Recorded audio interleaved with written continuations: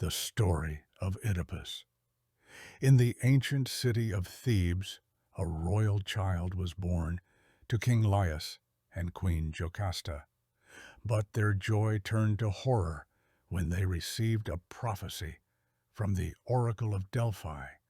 Their son would one day kill his father and marry his mother. Terrified, Laius gave the baby to a servant, commanding him to leave the child to die on a lonely mountainside.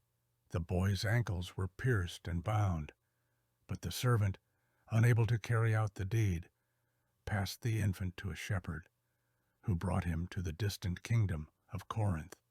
There, the boy was raised as the son of King Polybus and Queen Merope, who named him Oedipus, meaning swollen foot for the wounds he bore.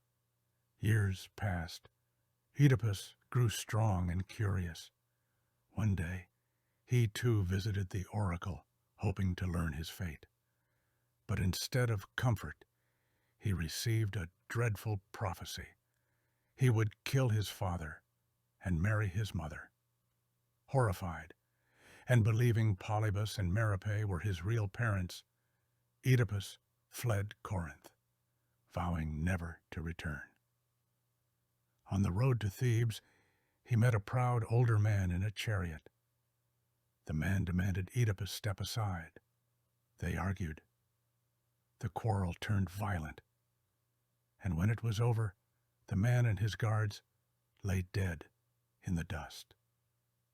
Oedipus moved on, unaware that the man that he had killed was King Laius, his true father.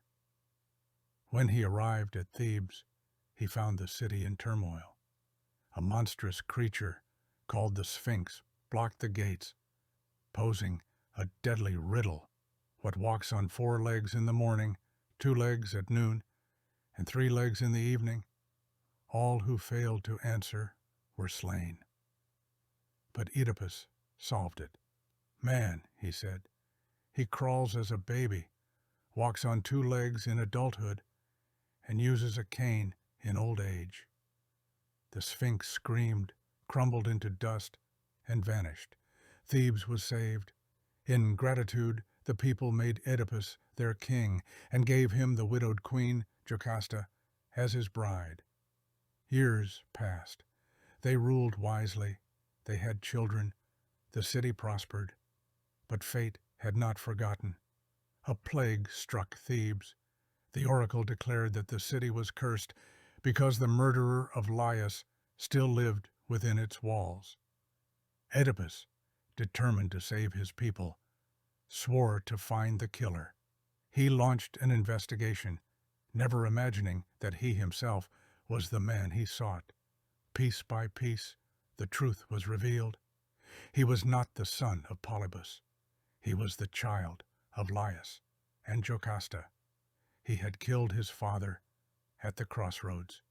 He had married his mother, and their children were born of a curse. When Jocasta learned the truth, she fled to her chambers and took her own life. Oedipus, blinded by grief and guilt, took her brooch and put out his own eyes. He stumbled from the palace, a king no more, a beggar in the dust, cursed not by the gods, but by fate, prophecy, and truth. He wandered far, seeking peace in exile. And though his end came in quiet at last, his name lived on, not in triumph, but in tragedy. The story of Oedipus is one of the most haunting in all mythology. It asks, can we escape our fate? Do our choices shape our lives, or are we only actors in a play already written?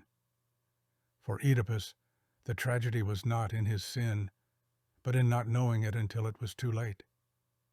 And in his quest for truth, he found the one thing more painful than blindness: sight.